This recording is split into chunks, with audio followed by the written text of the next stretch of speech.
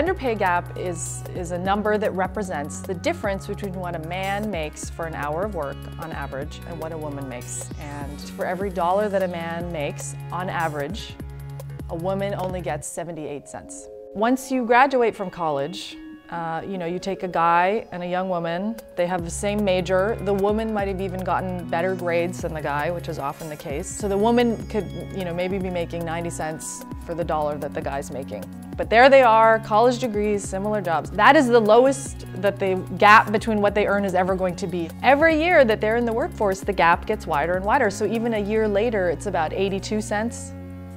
And, by the time they're 35, it's 78 cents, and then it gets even wider as they get older. Years down the line, this woman might be married and she might be deciding to have children. Suddenly, there she is, and her husband is earning a lot more money than she is. He didn't suffer from this wage penalty that she had through her whole career.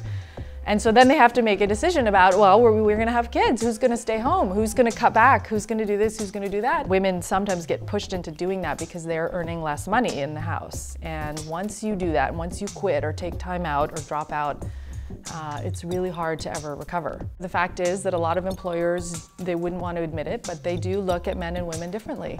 And they may see the woman as less valuable. Men ask for raises 7 times more often than women. Women who are too demanding or too assertive are often perceived very negatively, whereas men who behave that way are seen as being sort of forceful and being leaders.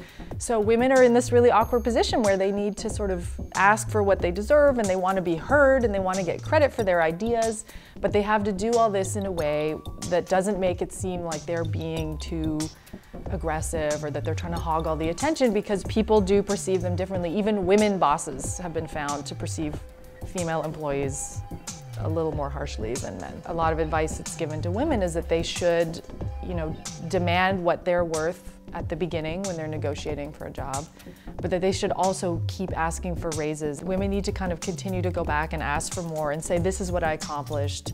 Look what I did this year, I deserve this, and not feel shy about asking for that, because the guys are not being shy about that. They are asking for what they think they deserve.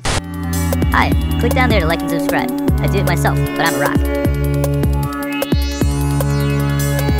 rock.